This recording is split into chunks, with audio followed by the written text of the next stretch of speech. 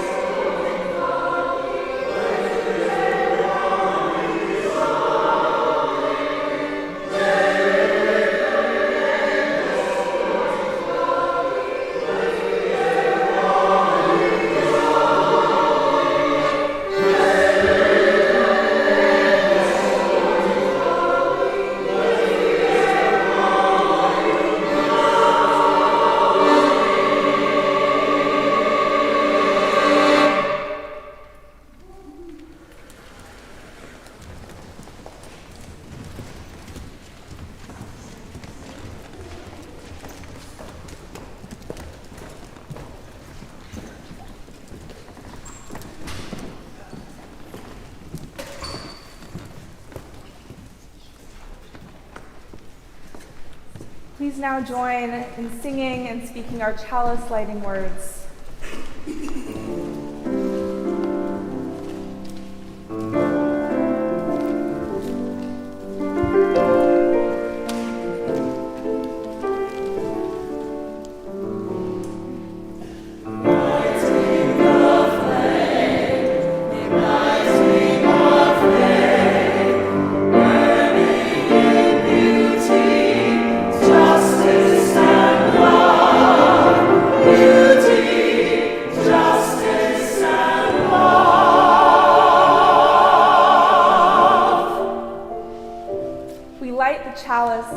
The fire that guides and unites our church, kindling the flame of love that burns at the center of our faith.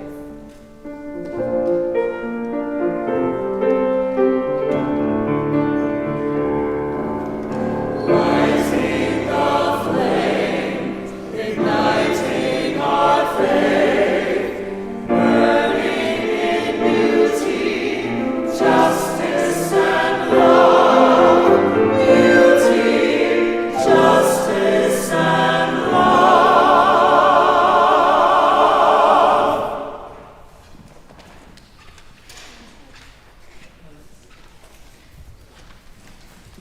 Please join in reading in our unison affirmation.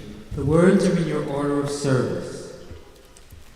Unto the Church Universal, which is a depository of all ancient wisdom and the school of all modern thought, which recognizes in all prophets a harmony, in all scriptures a unity, and through all dispensations a continuity, which abjures all that separates and divides, and always magnifies humanity and peace, which seeks truth and freedom, justice and love, and individual discipline in social duty, and which shall make of all persons one beloved community.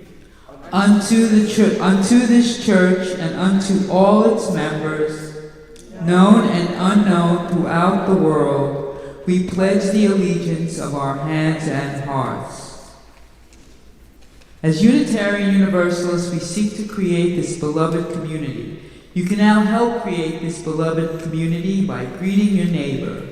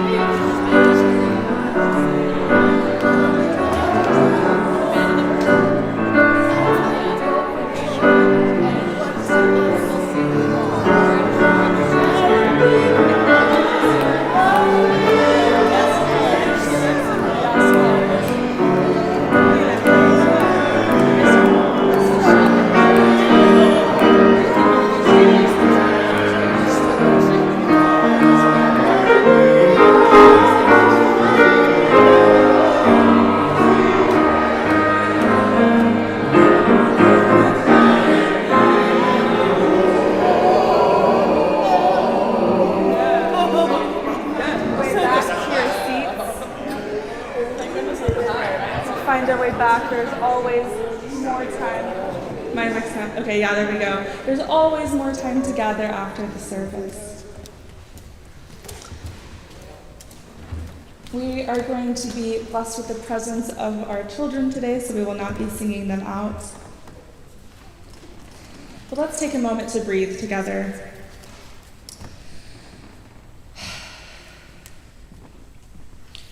We're living in a time that feels heavy, tense. You know that here at Community Church, we aren't afraid of using the word fascism to describe what's rising in this country. And that's not a word to be thrown around lightly. But it's a word that people are reaching for because something in the air feels familiar and frightening. This week, as tariffs were announced and the markets began to tank, I found myself watching the news with that familiar mix of dread and deja vu. Now, we know this pattern by now, right? Stir up fear, promise protection, tighten control. It's not subtle. And we need to call it what it is. We are living in the shadow of rising fascism, where cruelty is policy and power is treated like a zero-sum game. In moments like this, it can be hard to know what to do. But maybe we can start by remembering why we're here. We are people of conscience, people who know that silence is a choice, people who gather in rooms like this not to escape the world, but to face it together with honesty and love and fire in our bellies. We come to places like this not because we think gathering will fix everything, but because gathering reminds us that we're not alone, that our values still matter, that truth still matters, that we can hold each other up while the world feels like it's unraveling. So this is your invitation, not to fix it all today, not to have the perfect words, but to be here, to breathe, to be present to one another, to remember that community is one of the oldest tools we have for survival and for resistance. And if you're tired, that's okay. If you're scared, you are not the only one, but you're here. And that too is a form of courage. So let this moment be a pause, be a breath, a chance to gather strength, to remember that we are not alone and we are not powerless. Because in the face of fascism, community is resistance, kindness is resistance, truth is resistance, and love fights back.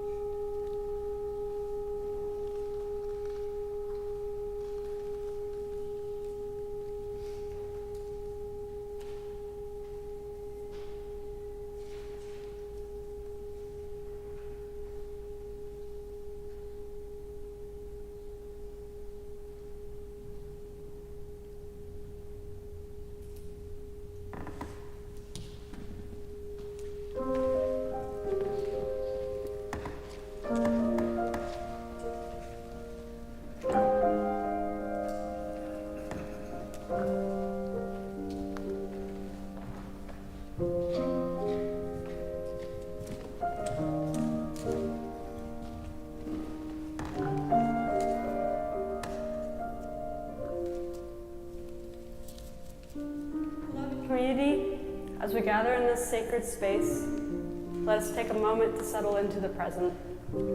Feel the warmth of this gathering, the collective heartbeat of our community surrounding us. Breathe deeply, allowing each inhale to fill you in with peace, and each exhale to release any distractions of the day.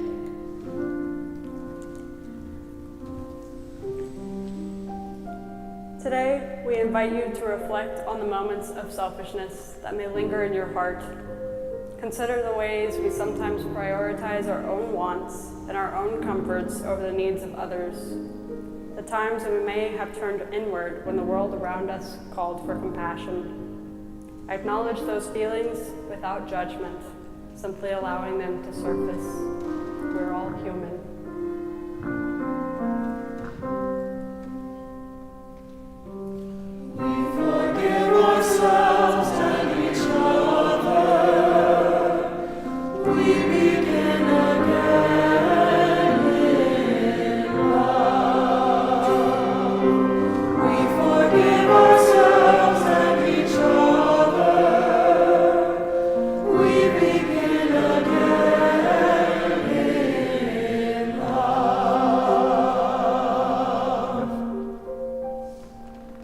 let us turn towards forgiveness.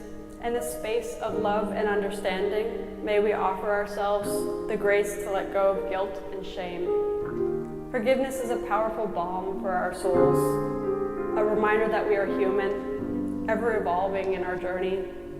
As we forgive ourselves, may we also embrace the lessons learned, nurturing our capacity for growth and empathy.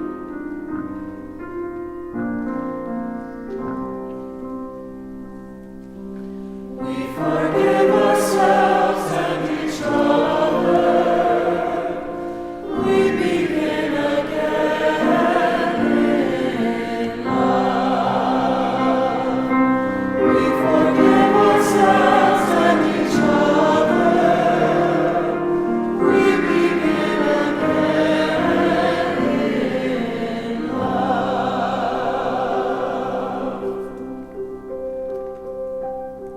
With this new awareness, let us shift our focus to generosity and interdependence. We are woven together, a tapestry of lives interconnected.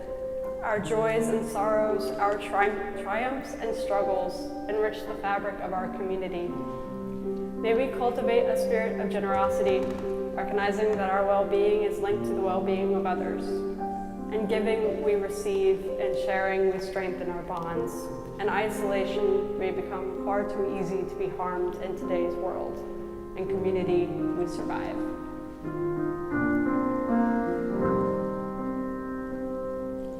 We forgive ourselves and each other. We begin again in love. We forgive ourselves and each other. We begin again in love.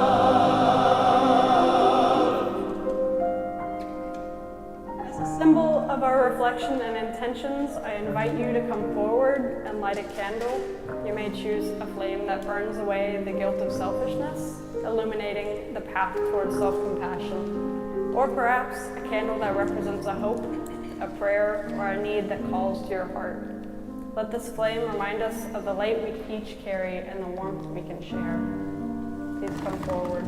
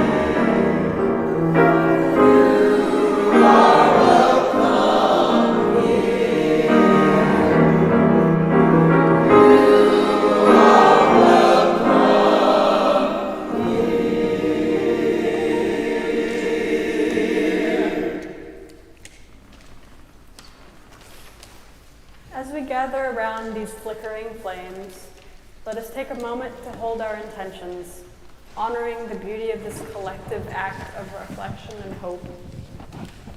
Spirit of life and love, we thank you for the moments of reflection and transformation shared here today. May these candles serve as symbols of our commitment to forgiveness, generosity, and interdependence. Let the light of our intentions shine brightly, guiding us toward a future filled with compassion and connection. May we continue to support one another as we walk this path together. May we survive and hold each other's survival as a want and a need. Amen.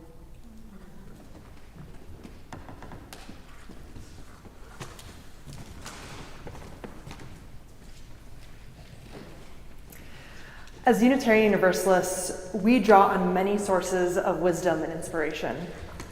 These include science, poetry, scripture, and personal experience. Today, our wisdom story comes to us by way of a more modern form of sacred text, a Tumblr post. It tells the story of two anonymous people connected by a Q&A website. On January 16th, 2007, at 1:38 p.m., user @JeffX1 posted the following question. What's the middle ground between FU and welcome? We live in a small 2-bedroom apartment in New York City. People like to visit here, and they don't generally want to pay for a hotel. We understand this. However, we also don't want people staying with us who we don't know or don't like. My wife received the following email, summarized. I'm going to be in New York City the night of the 5th to the morning of the 15th for blah, blah, blah, some work-related singing thing. Maria, my boss, said it's on the Lower East Side at Gramercy Park. I do have another friend who offered me her place to stay, but not for the whole time. Is there a chance I could stay with you and Jeff for a portion of that time? I'd be using the subway the whole time, and I'd be gone from 10 to 10 probably every day, so I'd be out of your way most of the time. Let me know if this might be a possibility. Your choice on the dates. It's pretty flexible when I stay at her place. Thanks for your help. I hope this works out so we can see each other. Back to Jeff. Oh my God. First, I don't even really know this woman. I've never spoken to her. My wife doesn't even really like her, but she's one of those people who just won't go away. To complicate things further, my wife is one of those people who doesn't really like to say no, or to turn away people from her past. So I'm sure this woman will be following us wherever we go. Further, it really annoys me when people just invite themselves over or present the possibility of you accommodating them. This is something I strive never to do. If anything, I might test the waters by mentioning I'll be in town and then see if an offer comes my way. But suggesting that you should allow me to stay in your apartment with you and your significant other, whom I have not met, seems borderline, if not downright rude. Presumptuous? Definitely. I doubt this will be the last time this happens, so we need a final solution. Exactly 10 hours later, another user @Tangerine posted this response. This is a classic case of ask culture meets guess culture. In some families, you grow up with the expectation that it's okay to ask for anything at all, but you gotta realize that you might get no for an answer. This is ask culture. In guess culture, you avoid putting a request into words unless you're pretty sure the answer will be yes. Guess culture depends on a tight net of shared expectations. A key skill is putting out delicate feelers.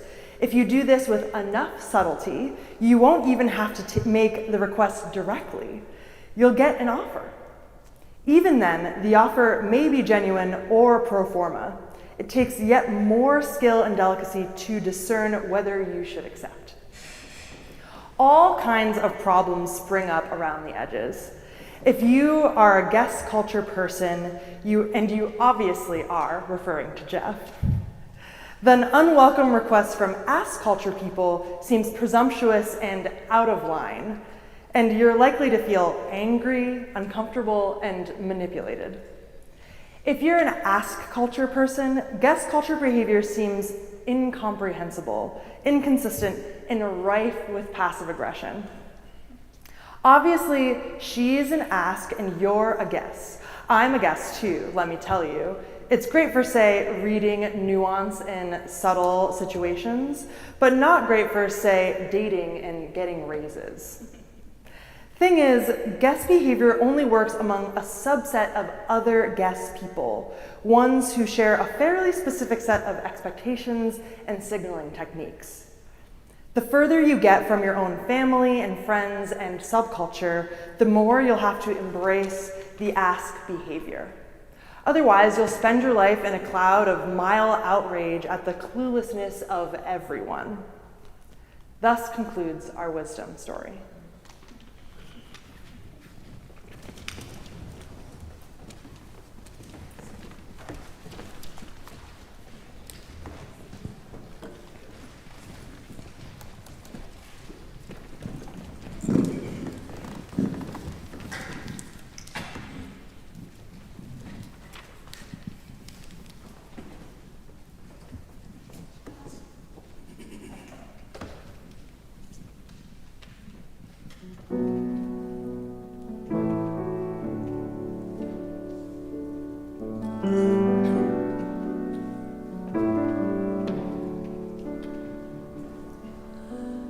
This is the sound of one voice, one spirit, one voice, the sound of one who makes a choice. This is the sound of one voice. This is the sound of one.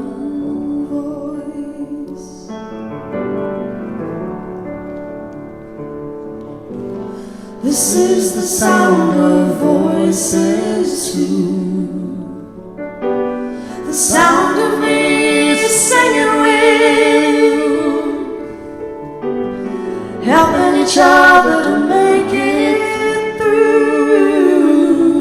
This is the sound of voices too. This is the sound of voices too.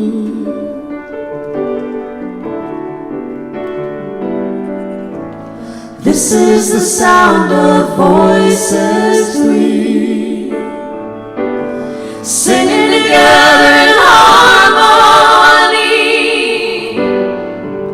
surrendering to the mystery.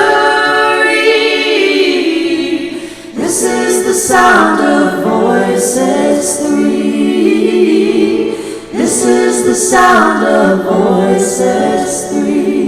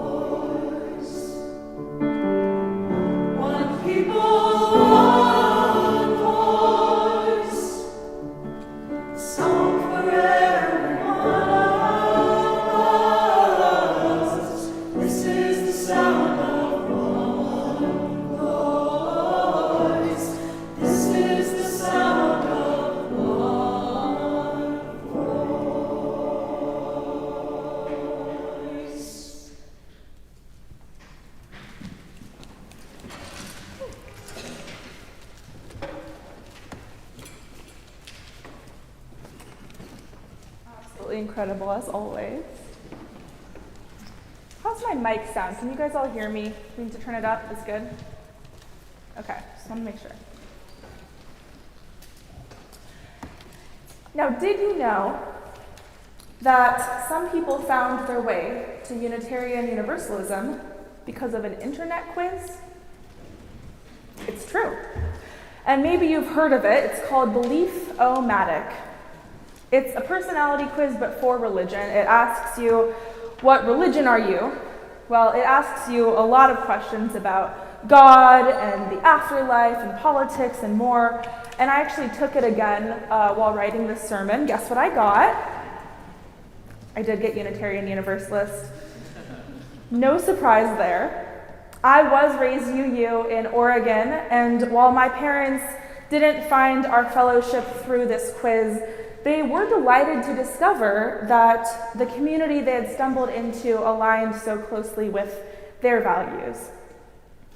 And whether it's Belief-O-Matic or the pseudo-scientific Myers-Briggs personality test, or my favorite BuzzFeed quizzes like choose what you'd put on a sandwich and we'll tell you which Sex and the City character you are, I love a good quiz. And I think what draws so many of us to these quizzes is more than just the novelty. They offer us something that we all crave, a sense of who we are. And maybe even more than that, a sense of place, a way to locate ourselves in the world, a glimpse at where we might belong. Because sometimes the ache isn't just who am I, it's where do I fit? And sometimes finding the right fit is more than just a self-discovery exercise. It's about finding that alignment where your true self and your purpose and your community intersect. The right role doesn't come from ego, it comes from connection. It's what opens in us when we're in the right place, doing the work that is uniquely ours to do, not just for ourselves, but for the communities that we're a part of. And I've definitely had my own journey of fitting in, as I'm sure many of you have too. When I was younger, I had lots of ideas for what I wanted to be when I grew up. I wanted to be a lawyer so I could advocate for people and fight for justice. I wanted to be a writer so I could learn from others and share their stories. I wanted to work in politics to connect with people and make lasting change. And along the way, I discovered Unitarian Universalist ministry and realized it was the perfect fit for me. I love the intimate, personal connections that arise when people are able to be vulnerable and allow themselves to be cared for. I love the ways in which our worship team collaborates to create powerful and moving services to ground and inspire our people. I love our commitment to justice, both in the larger world and in our community. I love our children and our elders and everyone in between. This call has stayed with me for a reason.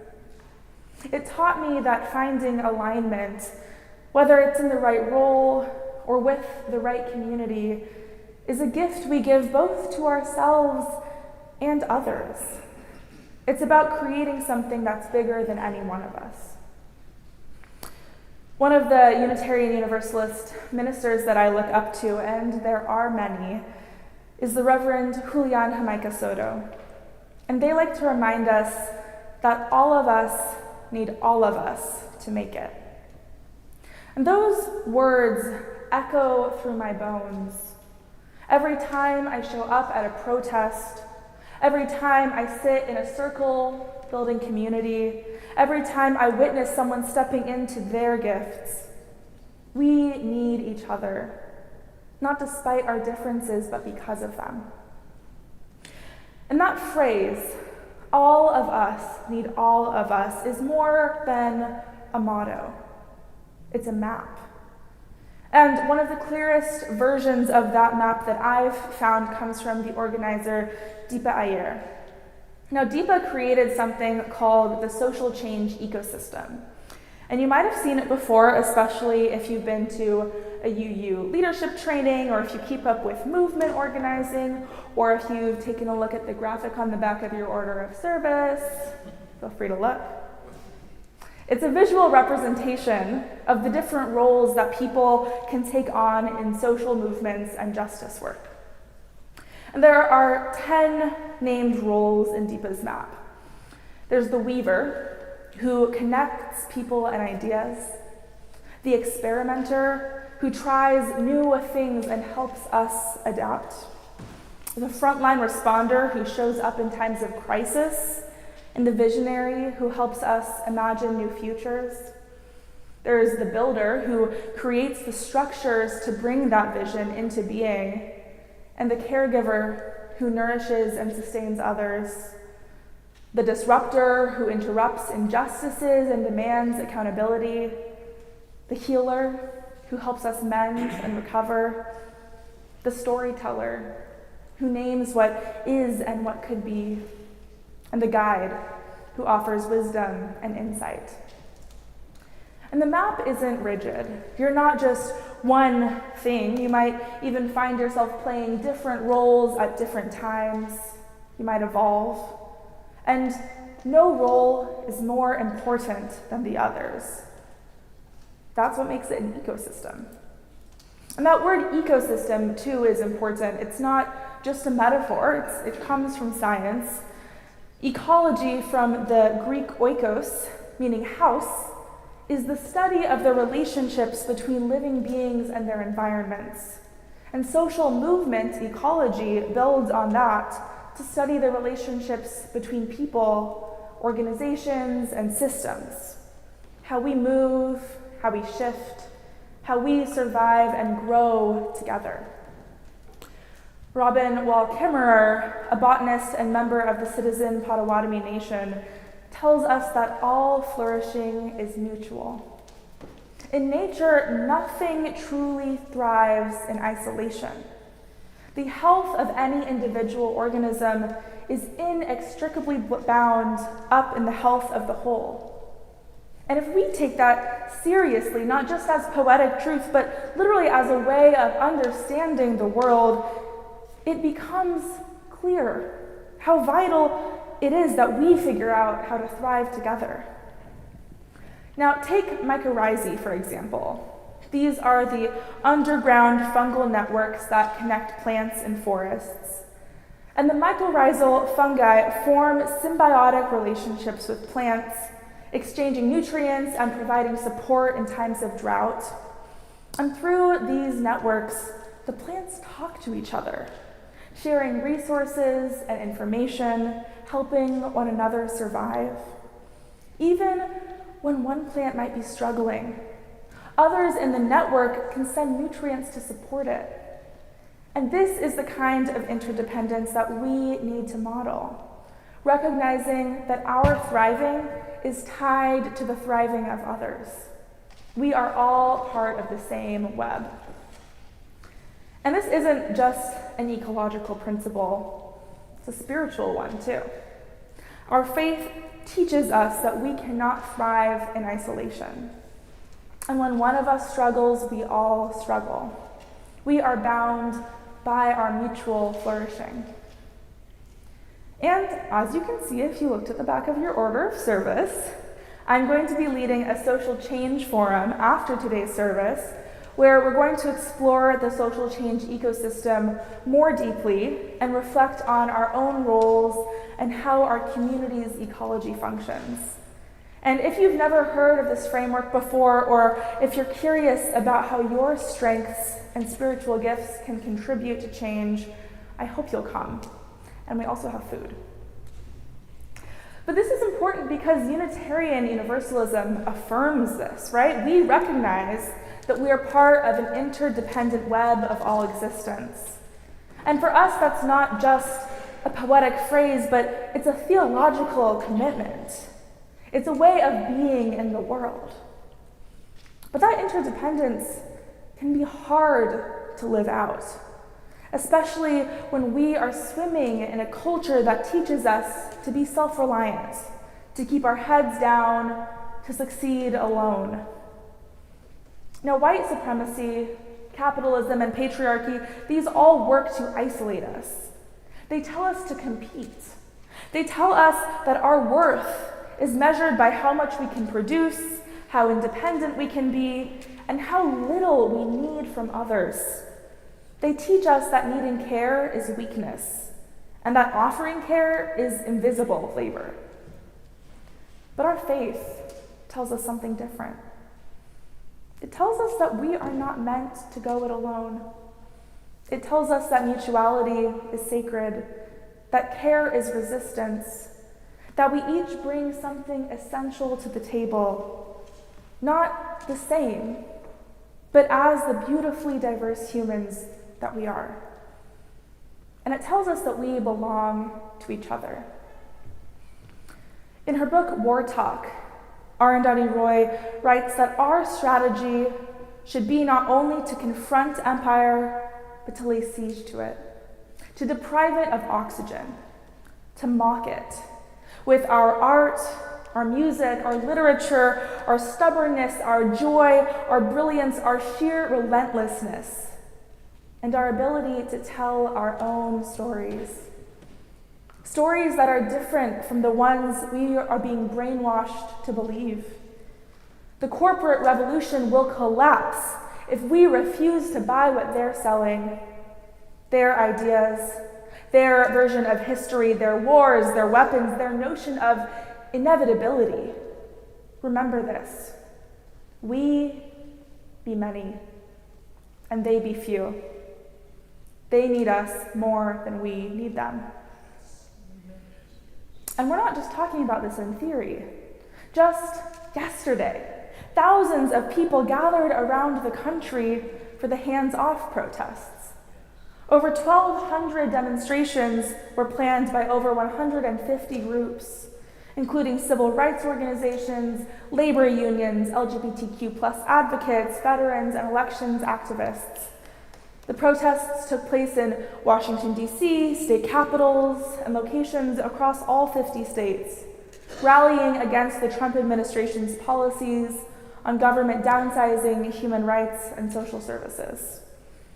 And some of our own members participated in these protests, here in New York and elsewhere, standing in solidarity with those who are fighting for justice, truth, and dignity in the face of government actions that threaten vulnerable communities.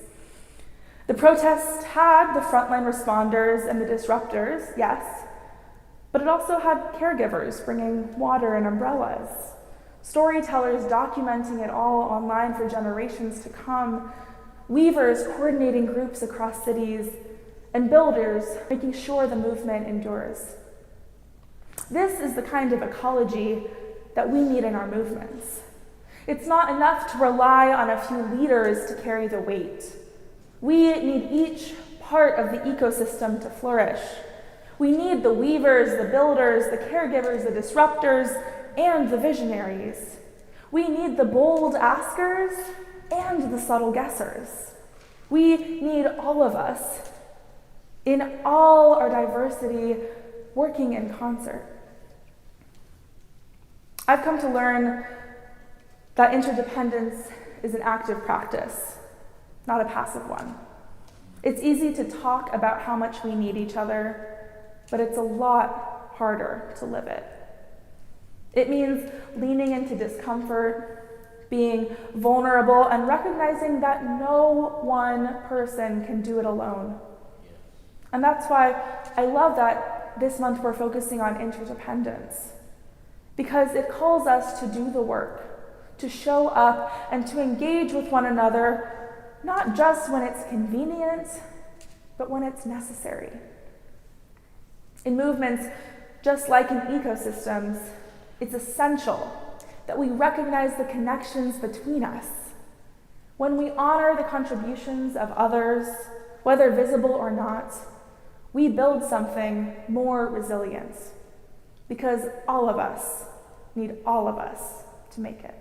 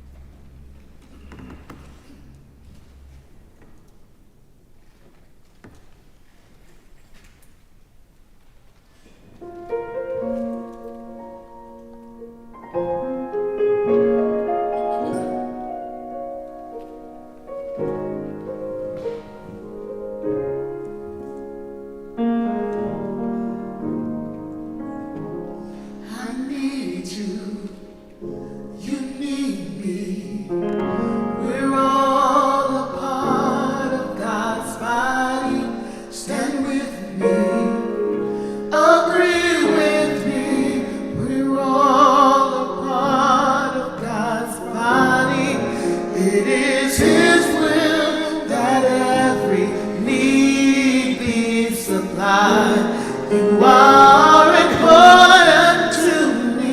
I need you to survive. You are important to me. I need you to survive.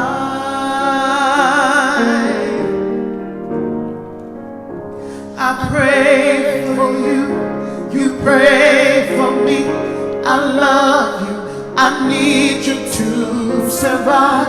I won't harm you with words from my mouth.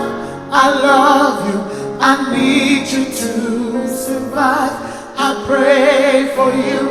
You pray for me. I love you. I need you. I won't harm you. I won't with words from my mouth. With words from my mouth. I love you. I need you to survive. I pray for you. You pray for me. I love you. I need you to survive. I won't harm you with words from my mouth. I love you. I need you to survive. I pray for you. You pray for me. I love you.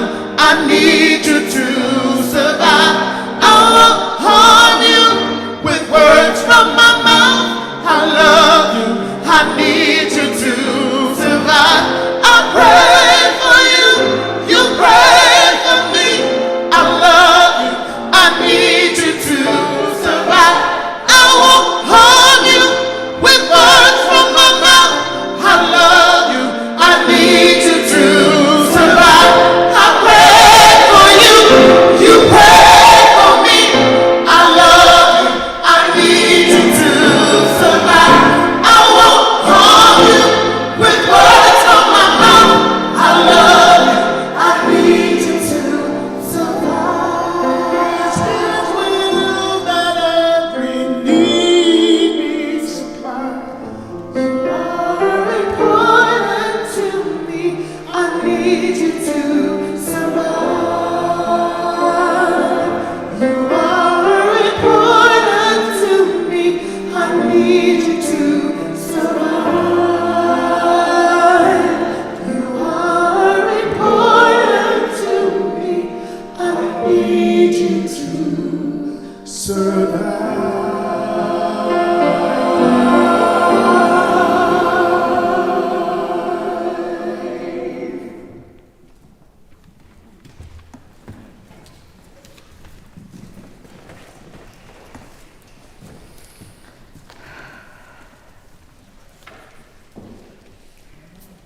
Please join in singing as we extinguish our chalice.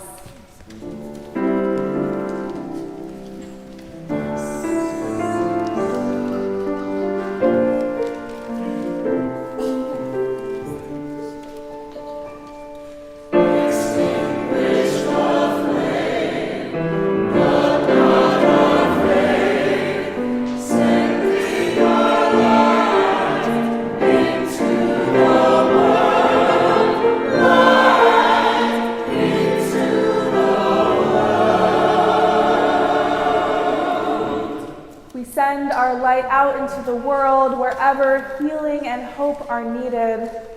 Let us go from here to love and serve the world and one another. Amen.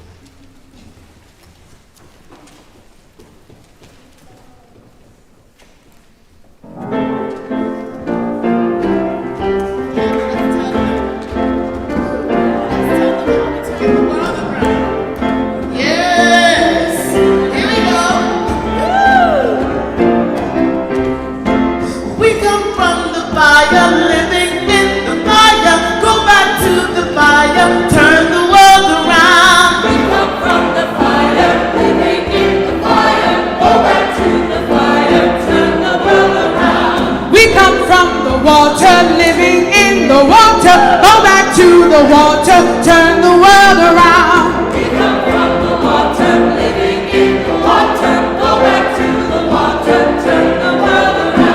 We come